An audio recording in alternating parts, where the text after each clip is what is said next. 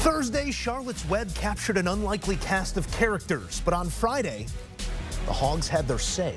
Names like Scheffler, Homa, Fitzpatrick, and DeChambeau working their way towards the lead, but all still giving chase to the man named Vegas. Blackjack or bust, we're on to the weekend. It's Johnny, 2 clear of a group at 6.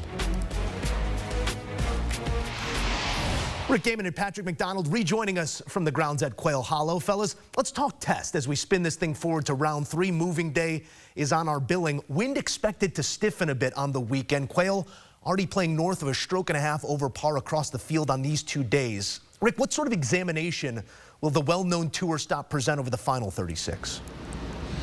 Well, those greens have been firming and getting more faster by the moment, right? That's been the one thing that has been a little bit resilient towards the 5 inches of rain that we have gotten this week. There's still an expectation of mud balls, and I think that it is going to continue to be an opportunity for the accurate drivers. And I don't think if you would have asked me that a couple of days ago, that would have been my take here. But the rough is so thick and nasty that you are having so much trouble and even advancing the ball in some scenarios and definitely getting it in the direction that you want it to go. I think that the PGA of America has an opportunity to really ratchet things up over the weekend, and I think they're going to do just that. So I think you're going to have a major championship test that asks all the questions. I think they're going to get punched in the face tomorrow. Yeah. I think the PGA of America heard what the players were saying on Thursday, and I think they kind of eased it back a little bit. You look at some of those pin locations.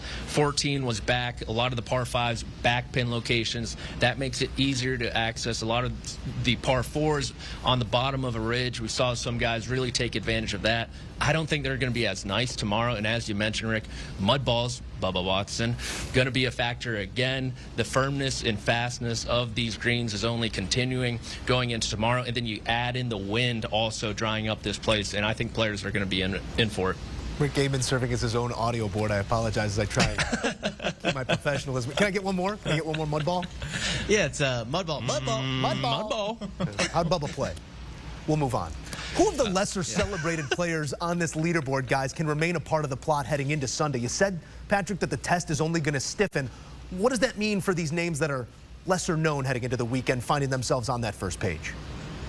I think some of them are going to be exposed, and I think guys who are striking the ball well are going to stay steady and rise up this leaderboard. And so I look at someone like Jonathan Vegas, Rick, who has been so steady off the tee. He's been so steady on approach. The one question mark, not only coming into this week, because let's be honest, the whole question mark around Johnny Vegas coming into the week was Johnny Vegas, but throughout his career was what is he going to do on the greens? And he has that new lab putter in the bag. I know Musso loves that. I believe he's a brand ambassador at this point, the way he rolls the rock at TPC Cromwell. And Vegas has rolled the rock beautifully so far this week, but even if that goes away tomorrow, even if he's not making a ton of putts from 10 to 15 feet and he's just able to make 5-footers consistently, which will be huge, which is needed in major championships, the rest of his game, I think, gives him a higher floor than the rest of those contenders. Yeah, that's an interesting one. I'm fascinated with Johnny Vegas. I have no idea what's going to happen. I'm fascinated to find out. I look at Siwoo Kim here, gentlemen, and I love the way he's been playing recently. He was on a final group just a couple of weeks ago. Sunday did not go well for him, but I'm gonna forgive fairly quickly here.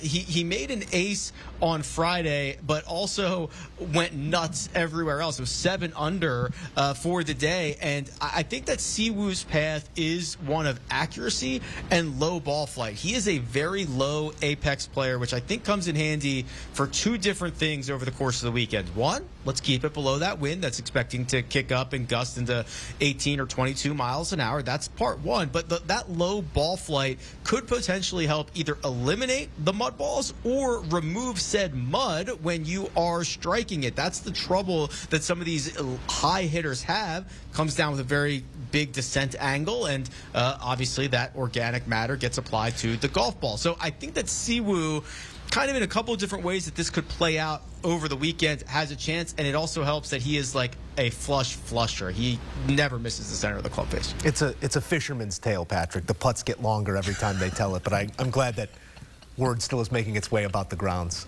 Pre-tournament, guys, we largely identified bombers and horses as our likely direction for a winner, but at the turn, this leaderboard has a little bit of everything. What do you see as the discerning trait, Rick, that's going to identify our champion on Sunday? And toss me a name. I don't know if it's a trait or I think it's just a stretch of the golf course. I think it's the Green Mile. I mean, it has just lived up to all the expectations. We thought coming into the week that was going to be the 3 hardest holes on the golf course. They've been either number 1, number 2, or number 3, or 3 of the 4 most difficult. And there's just no avoiding it. Those holes are not spread out. You have to play them in order, and they are crushing guys. So I look at players who can play well and who have a legitimate chance to win this golf tournament, and I see Bryson DeChambeau.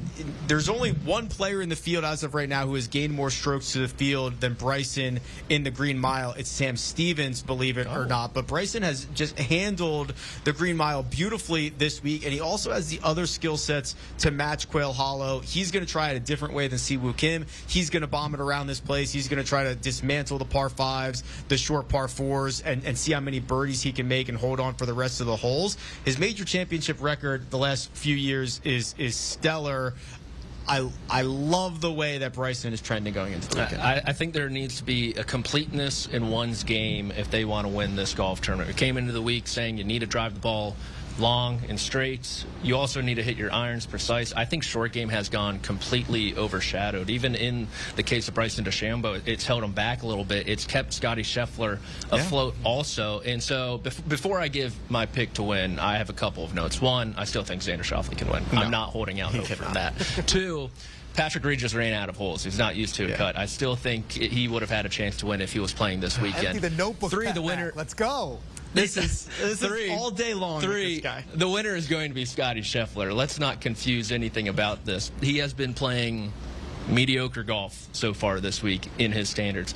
He didn't hit a good shot until 14, Rick. I cannot get over that. He did not hit a good shot until number 14. And then we saw what he did down the stretch when he started hitting good shots. He looked by far like the best player in the world. He's 2 strokes up on DeChambeau. That's obviously the main competitor coming into the weekend. And I like that he doesn't miss left. 14 water left, 15 water left, 16 water left, 17 water left, 18 water left. DeChambeau has a tendency to miss a little left, so I'm gonna miss with Scotty Scheffler. To your point, Rick, 18 alone, the exclamation point to that Green Mile, yielding 45 bogeys, 24 doubles or worse here in round 2. We are on to the weekend. We'll see who it is on Sunday. Rick Gehman, Patrick McDonald, thank you as always, fellas. And you know where to be this weekend, Saturday and Sunday, 1 Eastern time on CBS and streaming on Paramount+. Our team taking it to the finish line. The Wanamaker awaits.